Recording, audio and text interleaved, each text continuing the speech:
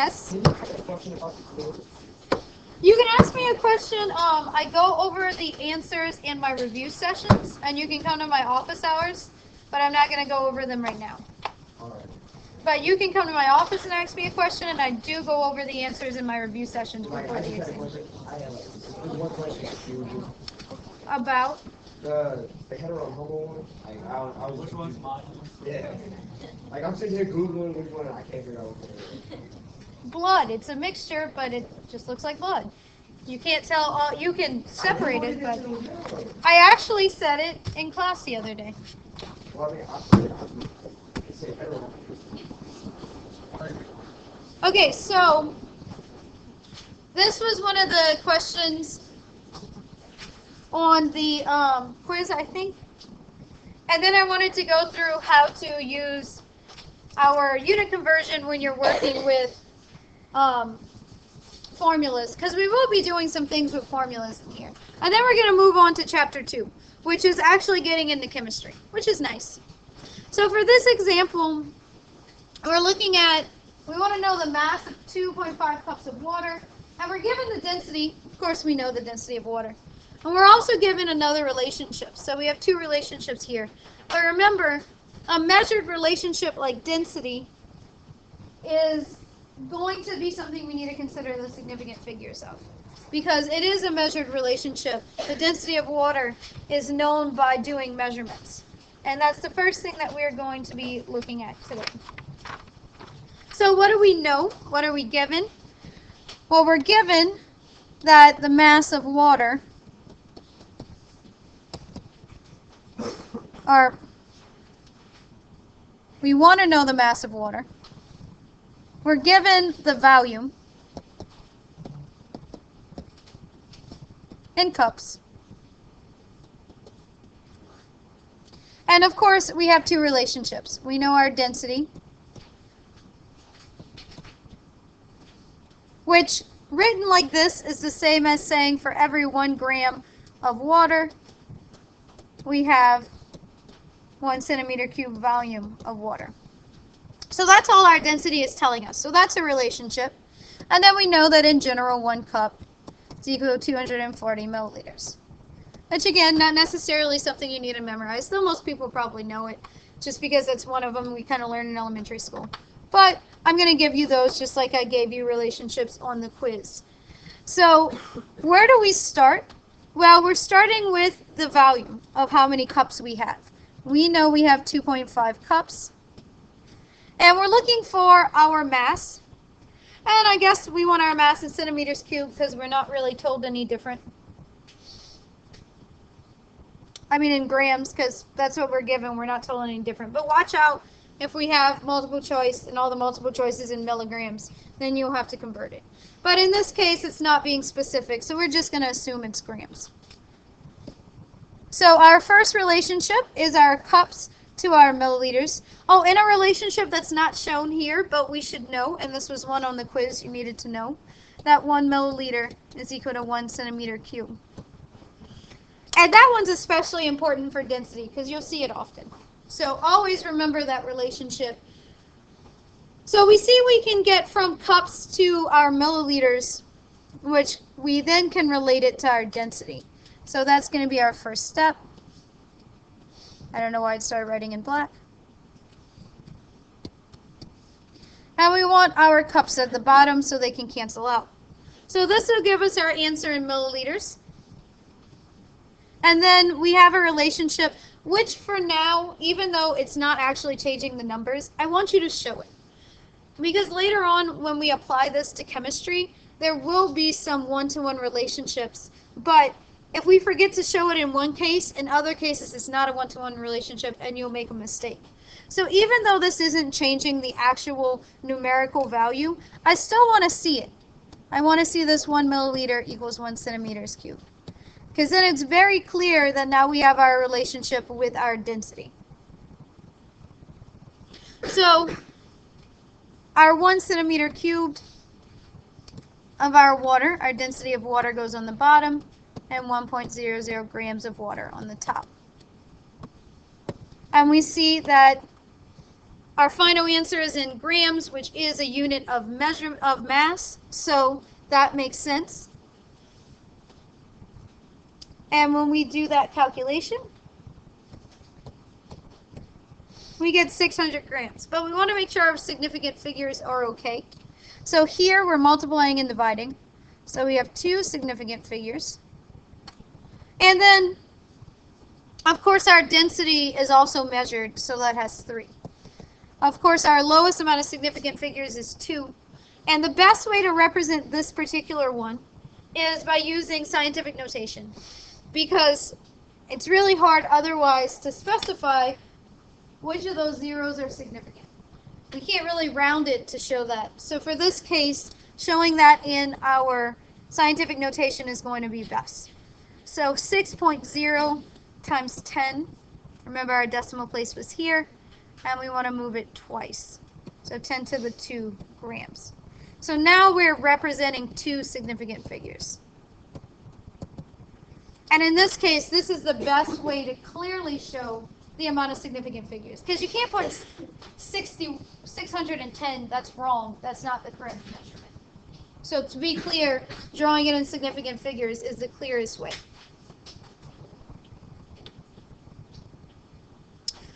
The last thing to cover in this chapter is problem solving with equations, which isn't very difficult, especially if you're giving the variables. And we already discussed how to multiply and divide units.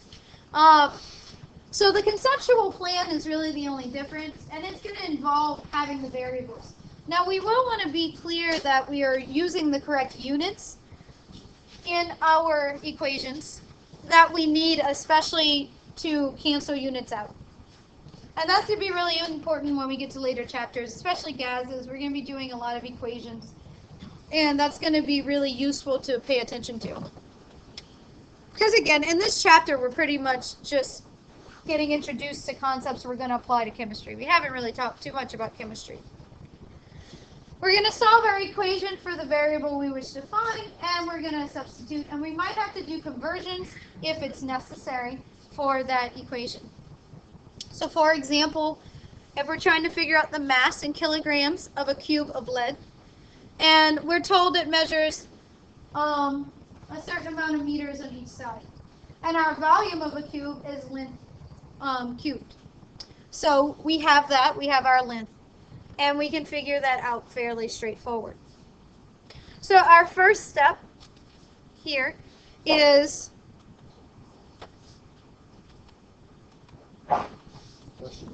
bless you.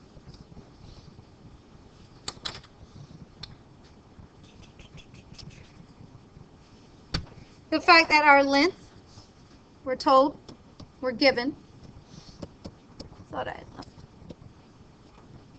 is 0.12 meters. And we know our volume is equal to length cubed. So that's going to give us our answer in meters, bless you, cubed. So our first step is we can calculate this. And there's actually 2 ways you could do this. You could first calculate it, if you'd like, into we're in meters, so we can do our conversion to centimeters first, or we can do our conversion after we plug this in. And in this case, I'm going to do the volume in meters cubed, and then we'll do the conversion after. But like I said, you could do the conversion from meters to centimeters first, and then plug it in, and you'll get your answer in centimeters cubed. And that should give you the same answer, and I recommend working these different ways to show yourself that you're still going to get the same answer. And I don't have a key. I mean, I do have a key when I grade that shows the way I did it. But if you do something and it's correct, and even though it's slightly different from the way I did it, meaning you might convert something first and then plug it in, that's fine. I'm not going to take off for that. So even though I'm showing it this way, that doesn't mean that that's the only way you could work it. I'm going to find the volume first and then do my conversion, because of course my density, which is relating my grams to my volume, is in centimeters cubed. So this will be in meters cubed. I'll have to do a conversion so I can use my density equation. And you can do it either before or after. I'm going to show it before because that's the numbers I have written on my page. Really, that's the only reason why I'm doing it before. And to reiterate that if we're using a relationship and we have to cube the relationship, we have to cube the entire relationship. So there's two reasons why I'm doing it this way. So we can calculate our volume by plugging it into our equation.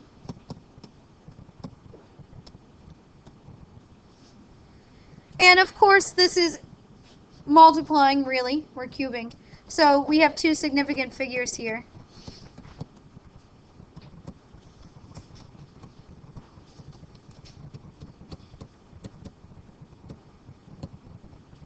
So I'm just going to underline my two significant figures. But I'm going to keep all my numbers just to be clear throughout the equation. So this is my volume, but it's of course in meters cubed. And I want to convert it to mass. And I can convert it to mass because I know my density. My density is that for every 11.3 grams of lead, I have 1 centimeter cubed of lead. But my problem is my volume is in meters cubed, so I'm going to have to do that conversion.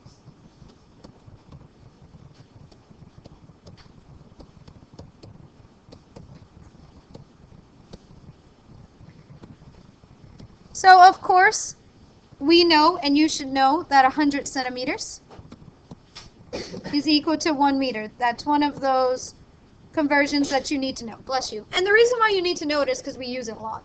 So you might as well know it now.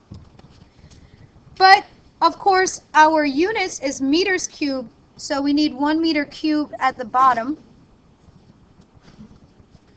which means we also have to cube the top term. And I think a lot of people that were having trouble with this in the quiz, that's probably where you went wrong. You did not cube the top number. So you can't just say 100 centimeters equals to 1 meter cubed. But you can cube the entire term. So it's 100 centimeters cubed. So that's going to change this number. So make sure that you do that. Now our meters cubed cancel out. And now we can use our relationship of our density, because we can put our 1 centimeter cubed on the bottom and 11.3 grams on the top.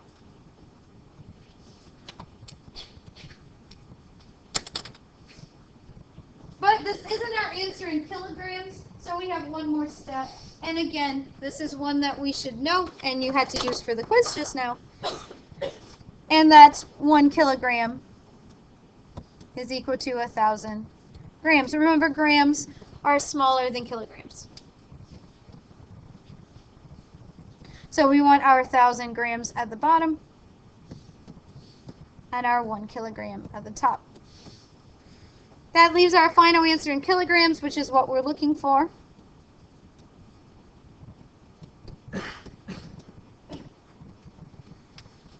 And remember, we started with two significant figures. Our relationship of our density is 3 significant figures, so our final answer should be in the least amount of significant figures, which is 2. So that will round to 20 kilograms. But to be clear, in this case,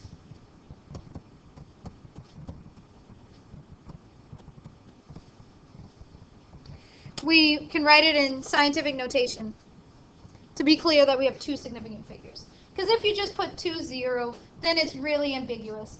If you put the decimal place on the end, that's also really ambiguous, because usually you don't use a decimal place unless you have a 10th place. So this is the clearest way to write that one. I think this one was multiple choice on the quiz. That was on Moodle.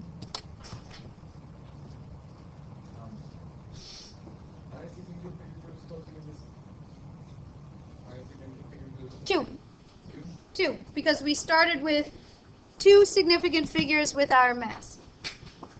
1, 2. And we're multiplying. So overall, and this, our density has 3.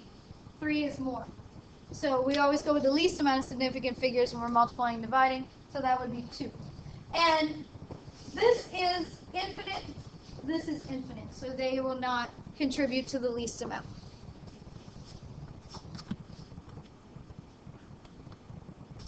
So our last example in chapter 1, yay, is this one. And this one's very similar with our calculation.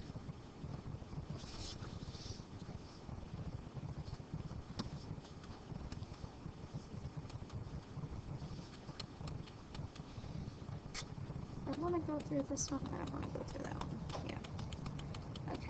And also, I don't know if you've noticed if you're going through the notes, I'll often put up a couple of extra problems that I don't go through in class with the answers, so you can have extra practice. I mean, if you ever have questions about those, you can come to my office. But I really just can't go through all the examples in class and for us to still get through. So I'll often put up a couple of extra ones just to help you out in the long run for those. So here, we want to know the density of a metal cylinder with a mass of 8.3 grams, a length of 1.94 centimeters, and a radius of 0.55 centimeters. And we're told that our volume of, in this case, a cylinder, and that's not something I would expect you to memorize. If there was a specific equation, even though, of course, in geometry you probably knew it, I'm not testing you in geometry, so if there's something like this, I will give you the equation. That's not going to be true when we actually get to equations we're learning in this class, necessarily, but I'm not really a big fan of trying to get you to remember an equation that you knew from geometry. I'm not testing you on that. So I'll give you this if it's one that's necessary. So, and then we're given that we're pi r squared times length. So, our givens, we are given that our mass is 8.3 grams.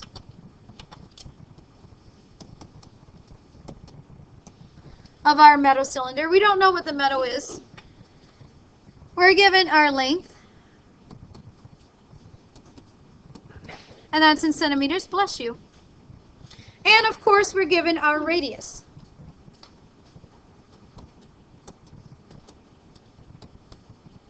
And in this case, what do we want to find? We want to find our density. So this is a case where we're finding density. What is density? What's our equation for density? Mass divided by volume. We have our mass, 8.3 grams. So what do we need to find before we can find our density? We need to find our volume. So just because our mass was given at the beginning doesn't mean that we're going to need it in our equation. So always pay attention to extra information you're given that you might not need at a given time, or you might not need at all. Sometimes in the book, a couple of the problems give you things you didn't even need. So we already know our mass. What we need to figure out is our volume. And we can figure out our volume because we're given our equation for volume, which is our pi r squared times length. And we have r, we have length. And notice they're all in centimeters. So r squared will give us centimeters squared. Length will give us centimeters. So centimeters squared times centimeters is going to be centimeters cubed, which is a common volume for density. So that's great. And we likely won't have to do any conversions unless they specifically say they want the density in a specific amount. But we're going to figure it out in grams per centimeters cubed. So we're first going to find our volume. And then we're going to find our density. And in this case, we don't really have any relationships we need. We won't be doing any conversions. We're just going to be pretty much plugging in. So, our first step, finding our volume of our metal sphere. Pi r squared, our r is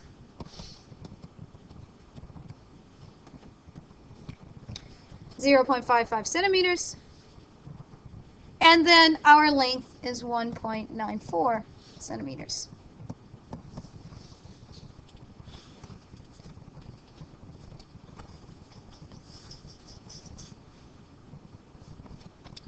And when you plug that in,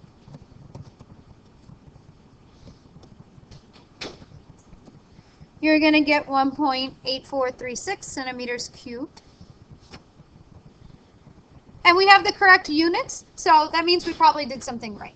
So always follow your units. This makes sense. We know centimeters cubed, a measurement of volume. So this absolutely makes sense. When we're looking at significant figures, we have 2 here. And remember, we're multiplying again, so we're looking at the least number of significant figures. And here we have 3. So this should be in 2, but let's not round until we get our final answer, so we don't make a mistake there. I'm just going to underline the 2 significant figures so I don't lose them. So our next step, our step 2, is figuring out our density, which is mass over volume. And we're given mass. Mass was given to us at the beginning. 8.3 grams. And our volume we just calculated. Now remember, that's only 2 significant figures. And of course our mass is 2 significant figures.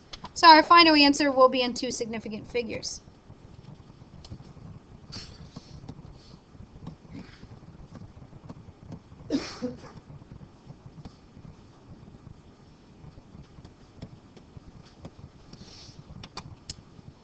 So our final answer will round. We don't really have to worry about, or we really don't need it at all, scientific notation. It's very clear to show 4.5 as 2 significant figures, grams over centimeters cubed. And again, this is why it's important that when we're given a density, we recognize that's not infinite. Our density measurement is not infinite because it has to be calculated. So notice the amount of significant figures that we can report for this density is based on our measurements and what we were given. And check, that makes sense. Grams per centimeters cubed makes sense as far as our units, because we know that is a measurement of density. So that's it for chapter 1. And again, I usually put up a couple of extra ones that you can go through on your own with the answers and the work. And if you ever have questions about those, you can ask me. So now we're going to start on chapter 2. Chapter 2, we're actually looking at atoms and elements. And again, if you've had a chemistry class before, this should be just a review. But I'm still going to go through it as if you did. So just be patient if you have. This is a nice review. And if you haven't, I'm really going to get into it. And we're also going to talk a bit in this particular chapter about some laws, and which will be important. So what's interesting is there's an instrument called a scanning tunneling microscope. It's really cool. It uses a laser, and it allows us to actually take a sharp metal tip over a flat metal surface using a laser, and then we can see, and a laser meaning current, we're putting electrons through it. Electrons are negative, so that's a current, a negative current.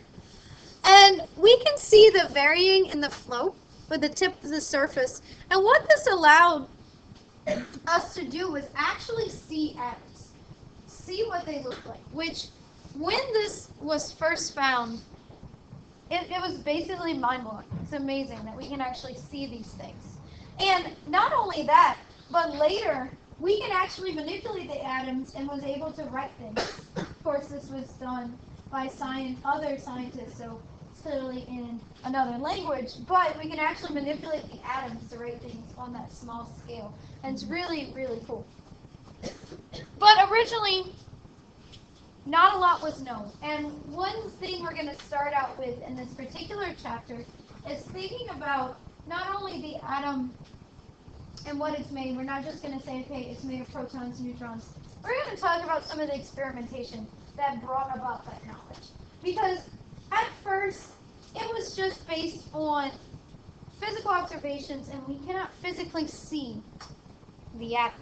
So, experimentation came later to go through what was seen and to understand it. So, early on, it was believed that matter had ultimate, tiny, indivisible particles. And other philosophers didn't agree with that. They said it was infinitely divisible. So at the time, there wasn't a lot of experimental ways that could be tested, so the person that could argue the best was obviously the winner. And in this case, for a long time, it was Aristotle. And we're going to kind of go through the evolution of how we figured out what the atom's made up of for what we understand it to be now, based on experimentation and different things that we did. So in the late 17th century, the scientific approach to understanding nature became established, and that's when we really started to not just say, this is what matter is made up of, but actually tried to use experimentation to back that up.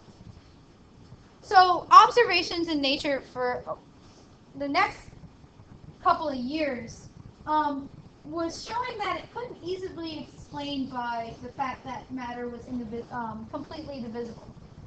And so that wasn't an agreement based on experimentation. So we're going to talk about, I don't know how to make this warning not show up. It's really annoying.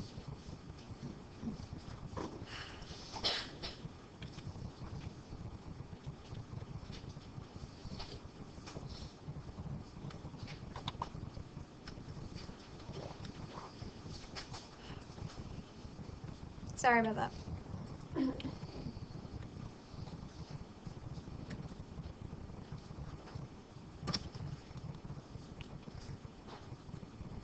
So we're going to talk about some laws, and where they came from, what they mean, and what was physically observed.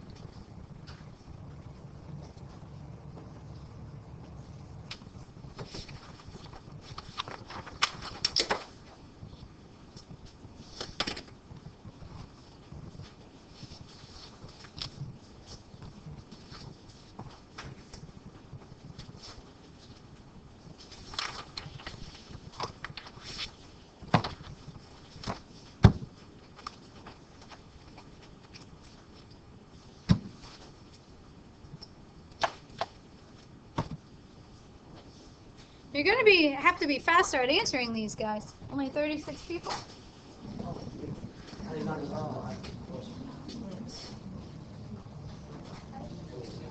So let's start with the law of conservation of mass. So this was actually found by Antoine, and what this says, in a chemical reaction, matter is neither created or destroyed. And this is something that we still see, and we still see experimentally, and it's still true as far as what we have observed. What that means is the total mass of materials we have before the reaction is going to equal to the total mass of materials after the reaction. Not taking into account, sometimes we'll talk about gas production, so gas will be released. But if we had a closed system where nothing could be released, this is always going to be true. And the reason why is, if we take the example of sodium metal reacting with chlorine gas, we can form sodium chloride. But our sodium atoms and our chlorine atoms are not breaking apart. What's reacting is our sodium metal and one chlorine to form ions. So because only whole atoms combine and atoms are not changed or destroyed in the process, then our mass of our sodium metal and our mass of our chloride total that we added in is going to total the mass of the sodium chloride that we get, assuming we have 100% reaction, which we'll learn as you go through chemistry. That's not always the case, but that's usually the goal. So let's say we started out with 7.7 grams of sodium metal and 11.9 grams of chlorine gas. Then overall, we should get 19.6 grams of sodium chloride total. Because, again, we're conserving that mass. The amount of, and we'll get into more details deeper into this. I'm going to stop there today. I likely won't have your quizzes graded by Friday. I'll try, but we'll see. I'll definitely have them done by Monday. Have a great day.